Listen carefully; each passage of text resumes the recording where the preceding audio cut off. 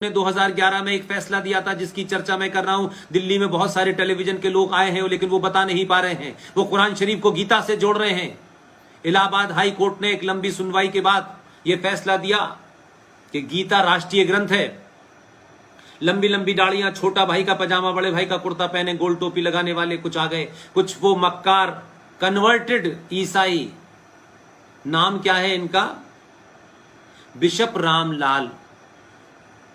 ये सब पहुंच गए इलाहाबाद हाई कोर्ट में। हाई कोर्ट के चीफ जस्टिस ने कहा बताइए, जो बेंच थी उन्होंने कहा बताइए इसमें धर्म क्या है। उसकी बड़ी पढ़ाई की, पूरा ट्रांसलेशन किया। न कोई क्रिश्चियन न कोई मुसलमान ये साबित कर पाया कि गीता कोई धार्मिक किताब है। उन्होंने कहा ये राष्ट्रीय ग्रंथ होना चाहिए। उसके बाद उन्होंने अपील नहीं की। उनको मालूम था कि अगर हम अपील करेंगे सुप्रीम कोर्ट में तो फिर देश के अंदर तो ये सब जगह लागू हो जाएगी। चुपचाप रहे, इलाहाबाद हाई कोर्ट के फैसले को चैलेंज नहीं किया। जस्टिस एसएन श्रीवास्तव ने जब यह फैसला दिया, ये बात अलग है कि उनको बाद में गार्ड मिले, उनके ऊपर कई हमले भी हुए और उनकी जान को खतरा रहा, लेकिन इलाहाबाद हाई कोर्ट के इस फैसले को मध्य प्रदेश सरकार ने माना और उनके यहां राष्ट्रीय ग्रंथ घोषित हो चुका है। लेकिन जो लोग आज कुरान शरीफ की गीता से तुलना करते हैं वो महामूर्ख हैं।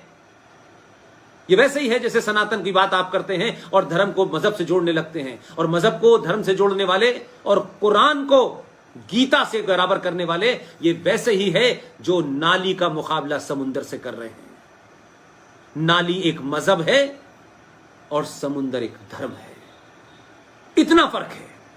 इसलिए गीता किसी धार्मिक किताब का नाम नहीं है, किसी की धर्म किताब नहीं। उसमें धर्म के बारे में कोई, आपके कर्तव्यों के बारे में बताया गया है। आपको धर्म के बारे में, क्या आपका धर्म क्या है। धर्म मीन्स आपकी ड्यूटी क्या है, आपका कर्तव्य क्या है, यह बताया गया उसमें। इनकी तरह नहीं बताया गया। पहला कलमा तैयब तय्यब पाक ला इलाहा इल्लल्लाह मोहम्मद रसूलुल्लाह, अल्लाह के सिवा किसी दूसरे की इबादत नहीं हो सकती। क्यों नहीं हो सकती भाई? आप कौन है? 1400 साल पहले आए, उससे पहले कोई नहीं था। कौन थे? इनसे पूछिए कि प्रॉफिट मोहम्मद साहब के अब्बा अम्मी का नाम क्या था, नाना दादी का नाम क्या था, वो क्या थे उससे पहले, क्या थे वो, पता है ना? हमको तो मालूम है कि काशी के मंदिर में क्या है, अयोध्या के मंदिर में क्या है, मथुरा के मंदिर में क्या है, काबे में क्या रखा है, बताएं। और इस्लाम के बारे में दुनिया को बताएं, सबको बताना है। तो जैसे महाभारत सीरियल बना, रामायण सीरियल बना, एक प्रॉफिट मोहम्मद साहब की जिंदगी, इस्लाम कैसे फैला, जंगे बदर क्या थी, कारवां किसने लूटा, किसने किसको मारा, करबला की लड़ाई क्या हुई, मोहम्मद साहब के खानदान के जिन लोगों को मारा गया, उनके खानदान की औरतों को बिना चादर बिना पर्दे के नेज़ों के ऊपर, बड़े बड़े उस पे ऊपर, नेज़ों के ऊपर उनकी गर्दनों को लटका के जो शाम की इस गलियों में घूम रहे थे, तो किसी को आंसू नहीं आए, किसी को इस्लाम याद नहीं आया। तो जो इस्लाम के सगे नहीं हुए, जो मोहम्मद के सगे नहीं हुए, वो हिंदू मुसलमान के भाई भाई की बात करने वाले लोग, वो लोग हैं, वो इस फिराक में बैठे हुए हैं कि जिस दिन मौका मिलेगा हम कश्मीर बना देंगे। इसलिए 500 कश्मीर बन चुके हैं। इस देश की सरकारें, इस देश के दलाल नेता, लाचार संगठन, चापलूस संगठनों की दुकान चलाने वाले लोगों के कारण इस देश में सनातन को आज ये स्थिति देखनी पड़ रही है। और मुझे खुशी है कि आज गली गली, मोहल्ले मोहल्ले, शहर शहर लोग चीजों को जानना चाहते हैं। आपने आज मुझे बुलाया, इस पे बोलने की मुझे इजाजत दी, इसलिए मैंने कहा कि आप अपने अंदर सुधार कर लीजिए, दुनिया अपने आप लाइन पे आ जाएगी। ये जिहादी आपसे इसलिए छेड़खानी कर रहे हैं कि उन्हें मालूम है कि आप में लालच भरा हुआ है।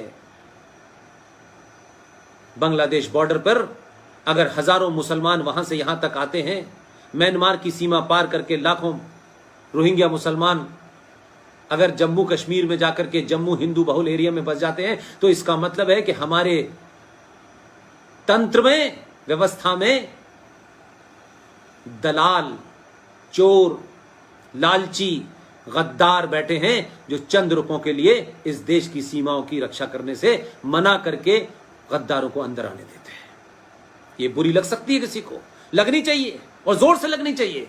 मैं किसी को खुश करने नहीं आया, मुझे किसी की लल्लो चप्पो नहीं करनी। I am not interested, I am only interested in my nation. If the nation is safe, Sanatan is safe. देश छोड़ के चले जाएंगे अमेरिका, सब जगह, देश सेफ रहेगा? ये नहीं रहेगा। आपको इस मिट्टी को बचाने के लिए लड़ना ही पड़ेगा, और इस मिट्टी को बचाने के साथ साथ अपनी मां को, अपनी बहन को, अपने पिता को, नाना को, दादी को, अपने परिवार को, सबको बचाते बचाते आपको समाज बचाना है, मोहल्ला बचाना है, शहर बचाना है, जिला बचाना है, राज्य बचेगा तब देश बचेगा, तब राष्ट्र बचेगा। ऐसा नहीं हो सकता। आप लोगों ने मुझे बोलने का मौका दिया, अपनी बात रखने का मौका दिया।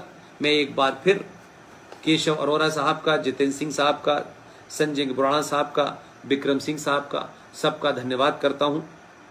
आप जो कर रहे हैं उसे और तीव्रता से करें, युवाओं को जोड़ें, अलग अलग, किसी को कोई गलत बात बताने की आवश्यकता नहीं है, किसी को गाली देने की आवश्यकता नहीं है। अपने अंदर सुधार कर लीजिए, एक बार सनातनी होने का परिचय दीजिए। वो सनातनी जिस दिन हो जाएंगे आपके अंदर से डर निकल जाएगा। और ये मैं बार बार आपको यकीन दिलाता हूं कि दुनिया का कोई भी सनातनी हो, अगर वो सनातनी है तो वो डर नहीं सकता, और वो डरता है तो वो सनातनी नहीं है, वो पाखंडी हो सकता है, वो फ्रॉड हो सकता है, वो चापलूस हो सकता है, वो गद्दार हो सकता है, वो कायर हो सकता है, सनातनी नहीं होगा। सनातनी अगर अपने पूरे पुरुषार्थ के साथ में कहीं भी खड़ी हो जाए, आचार्य चाणक्य जब खड़े हो जाते तो अच्छे अच्छे हिल जाते थे। आचार्य चाणक्य ने तय किया तो हिला दी सत्ता को। अगर सत्ता के साथ चापलूसी करके कुछ लेने का होगा तो सत्ता को नहीं हिलाएंगे, फिर रोज रात को पैसे गिनेंगे कि कितनी दलाली की हमने। इसलिए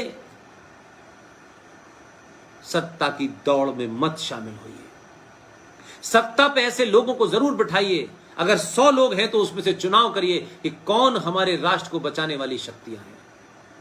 उनको ताकत दीजिए, उनको और ताकत दीजिए, और उनको और मजबूर कीजिए, उन पे और दबाव बनाइए कि एक राम मंदिर नहीं, मथुरा भी हमें चाहिए, लीगली जल्दी चाहिए, 150 साल का इंतजार नहीं करने वाला। और आपको लगता है कि इस देश में समय निकला जा रहा है और जिहादी अपनी नंबर गिनती बढ़ाने में लगे हैं, तो आप कानून बनाइए इस देश के अंदर कि मुगलों के जमाने जितने भी मंदिर मस्जिद तोड़े गए हैं उनको सबको तोड़ करके दोबारा से या तो उनकी पुनर्स्थापना कर देनी चाहिए, या सिर्फ उनको तोड़ के इधर उधर कर देना चाहिए। ये जो किले बने हुए हैं, ये सब सफदरजंग टॉम बना हुआ है, ये अकबर का किला है, ये किस लिए बने हैं भाई? किसको दिखाने के लिए हैं? ये किसकी मज़ार है? तोड़िए या फेंकिए से मज़ार है। इस्लाम में मज़ार हराम है, इस्लाम में मज़ार हराम है, तोड़ दीजिए आप इसको। लेकिन ये रखे हैं ताकि आपकी नस्लें बार बार के देखो तुम्हारे पूर्वजों को हमने अपने जूतों से रौंदा था, तुम्हारे घर की औरतें हमारे हरम का हिस्सा थी, इसलिए आपको कुंठाग्रस्त रखने के लिए बनाए गए हैं। अपने अंदर विवेक पैदा करिए और अजमेर शरीफ में जाकर के सर मत रगड़िए। लाशों से कुछ नहीं मिलता है, आपको सूर्य से मिलेगा, गंगा से मिलेगा, अग्नि से मिलेगा, आकाश से मिलेगा, वायु से मिलेगा, किसी से नहीं मिलेगा। अपने अंदर से लालच निकाल दीजिए। बेटा आईएएस बन गया तो मैं 50 करोड़ लोगों का खाना खिलाऊंगा, ये बन गया तो भोज करूंगा, इससे कुछ नहीं होता। गरीब का पेट भर दीजिए। आपके घर पे कोई गरीब पहुंच गया है, कोई मंदिर के किनारे गरीब पहुंच गया, उसका पेट भर दीजिए। आपने करोड़ों, आपने अपने पापों को कम कर लिया। और वो गरीब एक दिन आप जैसा बनेगा। वो आपकी ताकत है जो कमजोर होकर चला गया है, जो दलित के नाम पे आपने अलग कर दिया। ये भूखे नंगे कहते हैं जय भीम जय भीम। आप सोचिए कि आपने क्या किया है, सबको अपने से निकाल दिया है। उन सबको वापस लाइए। रफीक साहब की सिवैयां खाने से अच्छा है एक दिन दलित के घर का पानी पीजिए। और याद रखिए, सनातन का हाथ पकड़िए, ईमानदारी से पकड़िए अपने अंदर। न मुझे दिखाना है, न आरएसएन को, न जीडी को, किसी को नहीं दिखाना है। अपने अंदर सोचिए कि मैं क्या करने जा रहा हूं। सरकारी नौकरी के पीछे मत भागिए। सरकारी नौकरी, ज्यादातर वही लोग लगे हुए हैं कि सरकारी नौकरी जाएंगे, 8 घंटे की ड्यूटी 5 घंटे में करेंगे, आराम से रहेंगे, फिर जीवन भर हमें फ्री की तनख्वाह मिलती रहेगी। नहीं, दिन बदल गए हैं। रोजगार पैदा कीजिए, छोटे से छोटा भी काम हो, घर चलेगा, पैसा होगा तब कुछ होगा। इसलिए मैं कहता हूं कि सनातन को ईमानदारी से जिए। इसको मैं दूसरे फॉर्म में कहता हूं कि सच मायनों में सनातन का हाथ पकड़ लीजिए। जिस दिन सनातन का हाथ पकड़ लेंगे, किसी जिहादी, किसी आतंकवादी, मुसलमान, इस्लामिक आतंकवादी के सामने न आपको अपना धर्म छोड़ना पड़ेगा, न अपनी गर्दन झुकानी पड़ेगी। एक बार ईमानदारी से अपने अंदर को झांकिए, कमजोरियों को निकालिए। और जो कायरता है, जब कमजोरियों को निकाल देंगे तो कायरता समाप्त हो जाएगी।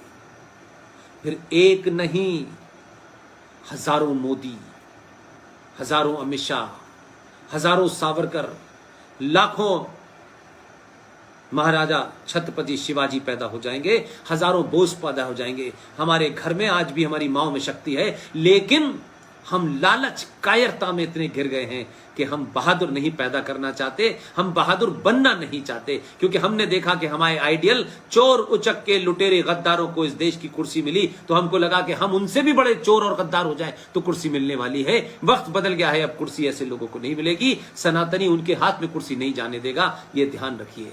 बड़े सालों के बाद आपने थोड़ा सा फैसला किया है, इसको मजबूत कीजिए, आने वाली नस्लों को कीजिए। यही हमारा RSN GD बख्शी से लेके सबका काम है, और हमारा कोई काम नहीं है, ताकि तथ्य बता के जाएं, ताकि आज जाने से पहले आपको ये पता लगे कि ये सच हमने पढ़ा है, हमारे बुजुर्गों ने बताया है। आपने मुझे बोलने का मौका दिया एक ऐसे विषय पर, इन विषयों पर चौराहे चौराहे गली गली चर्चा होनी चाहिए, और खूब शिद्दत के साथ होनी चाहिए।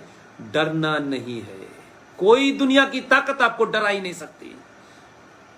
जो बंदूक लेके आया इसका मतलब वो पहले से डरा हुआ है कि आपके अंदर इतनी ताकत है कि बगैर बंदूक के आपको मार नहीं सकता।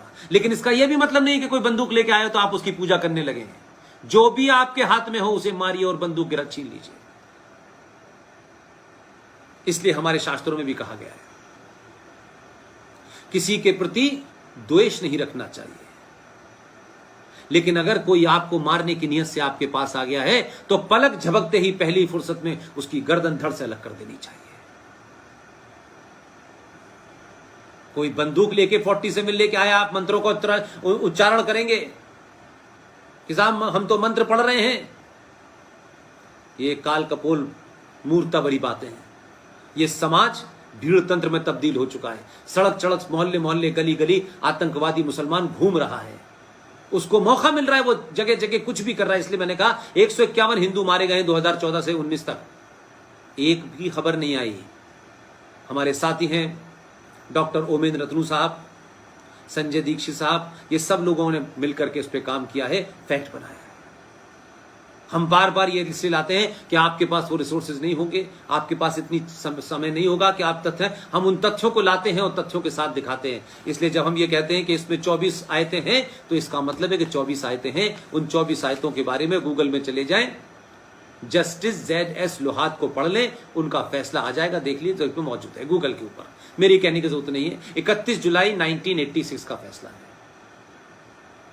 बहुत बहुत धन्यवाद, thank you very much Jitendra भाई, केशव भाई, संजय भाई, विक्रम भाई, आप सबका बहुत बहुत शुक्रिया, धन्यवाद, थैंक यू वेरी मच।